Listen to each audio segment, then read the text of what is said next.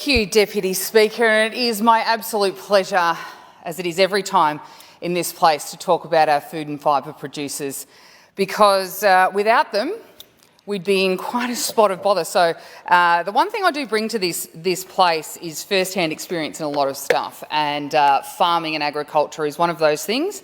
Having grown up on a stone fruit and vegetable farm and marrying a food producer who I've been madly texting during the day to actually get some stats on things like beehives and how many almonds we actually produce and things like that, and I'm sure he's sick of me, so I'll leave him alone now.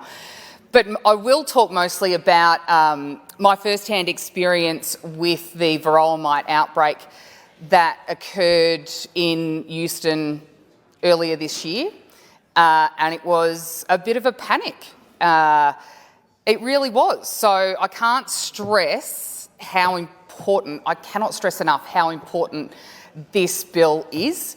And when I see, and I've seen it on Instagram a little bit recently in Reels, where comedians make fun of or make jokes around having to take their shoes off at the airport when they've been to Indonesia or when they've been to other parts of the world. They make jokes about it. Sorry, honey, this isn't a joke.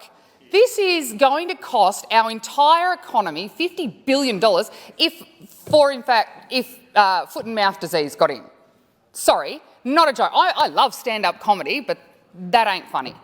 So, the tightening of this legislation through this bill is so important, and we saw the need for this during the varroa mite outbreak earlier this year. Now, just to give you a context, I do call myself the member for Australia's Food Bowl, and I know that member for Shepparton may challenge that, particularly lately.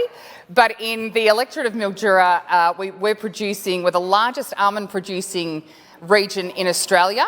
We're the second biggest table grape producing region in Australia, second only to the Riverland, and third is the Riverina in New South Wales. We won't worry about them. And we're also producing a third of Australia's carrots on supermarket shelves. So and also barley. We're putting beer in bottles as well. Barley, wheat, chickpeas, lentils, pulses, and all sorts of other things as well, and getting innovative in those spaces through the likes of Mallee Sustainable Farming and Birchip Cropping Group. So this bill broadens the information sharing powers. We saw that this was an issue during the varroa mite outbreak, given that we knew that there was a varroa mite infested hive on the New South Wales side of the Murray River. And I don't know if you know this, Acting Speaker, but bees can actually fly across a river. Some people would have you believe that they don't, and rules were very strict, so hopefully that will help ease that up so that the Commonwealth can share and states can share information. It will clarify and improve compensation provisions. This is one thing that the apiarists or beekeepers were quite concerned about, given that in our region, in the Sunraysia region alone, during almond pollination, it's the biggest livestock movement in the country. We bring in 200,000 hives into the Sunraysia region on both sides of the river. So if these provisions aren't there, and you can imagine that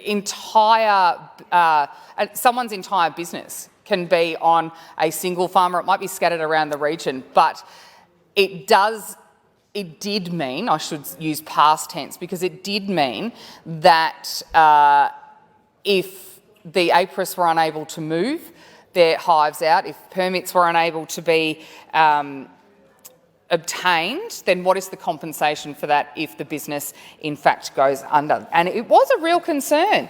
It also significantly increases the penalties and strengthens infringement provisions to further deter non-compliance with the Act, including new offences relating to livestock movements and vehicle movement in quarantine areas. And it would be great to see New South Wales follow suit here as well, given that whole movement through Queensland and New South Wales into Victoria, that's generally the corridor of this particular livestock movement. And like I said, I'll speak from experience because I know a lot about the varroa mite outbreak and a lot about beehives. And they're fascinating. So anything that threatens the bees is actually, and again, I can't stress how important bees are to the entire ecosystem, not just the food industry. It strengthens enforcement and compliance by recognising police officers as inspectors. Now, this will actually help. There has been a little bit of concern around this, but in rural areas where it might take a day or so to get inspectors into the area, being able to have Victoria Police step in as inspectors is actually, I think, could be a good thing. It does strengthen the powers of inspectors as well. It improves the clarity and efficiency around emergency management provisions, and we heard Leader of the Nationals speak about it was when the varroa mite outbreak first occurred, it was an eradication strategy, and like he said, it has moved to a white flag movement now where we're moving to management, which is what we're realistically going to have to do, because I've heard a lot of speakers talk about foot and mouth and the burning of animals, etc., but that's what occurred with varroa mite recently. There was the burning and eradication of hives,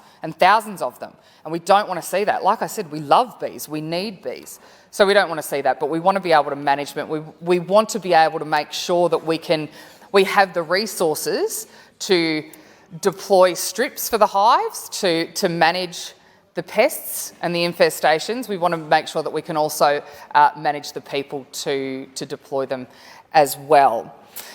It'll also expand powers to request land information from councils. Very important that everyone works together when this kind of thing happens, whether it is varroa mite, foot and mouth, lumpy skin, whatever it might be. Everyone needs to work together for the greater good of our food industry, because without it, food security all of a sudden becomes a very real problem for everyone, not just for those of us that are producing the food and fibre. Once it has trouble getting to the supermarket shelves, and you know, we saw last year lettuce at $12 each. I don't know about you, but that's too much to pay for a lettuce, and I'm sure the farmers probably weren't getting that either. So we do need to, I cannot stress enough, and I know I bang on about it a lot in this place, I cannot say it enough how important it is to protect our food and fibre producers and make sure that they have clarity when an emergency breaks out. They have clarity on what the strategy is, whether it's eradication, whether it's management, what the compensation will be, who's inspecting, how you get a permit, and making sure it's a quick process. I spoke before about how much food we do grow in the northwest of this state, and like I said, I do sometimes refer to myself as the member for Australia's Food Bowl, and I'll continue to do that because I think I am. But we are, like I said, producing a third of Australia's carrots. We're the biggest almond producing region in the country, and at the moment we have headers out, we have people driving chaser bins. Unfortunately, I don't get to again this season, and we have what's affectionately known as harvest widows taking care of duties, and I become one in February when almond harvest starts. A lot of people have finished in the north, so it's very diverse from one end of the electorate in the Millewa. Lighter crops to a point in the north. Some of those finished before the rain hit last week, so it seems like a good opportunity to thank them for their harvest. But those in the south of the electorate, was talking to Farmer Will yesterday, and he'd had a really good run until the rain hit, and I'm getting alerts on my phone now that thunderstorms are coming through, and I know some of the chickpea growers got hit with hail last week as well. So it has been a very good run, but that seems like we'll be going well into mid-December. Let's hope we get Christmas off. But thank you to our food and fibre producers. Thank you to those that are keeping the drivers and the labourers fed at the moment for harvest. Stone fruit harvest is also going on at the moment, and grape harvest and almond harvest will start into the new year. And Acting Speaker, I did want to finish with another reel that I saw, because that's where I get all of my information, obviously. But I did see one the other day, and it certainly rang true, and I really quite enjoyed it. It said, "Without farmers, you'd be naked hungry and sober. Thank you.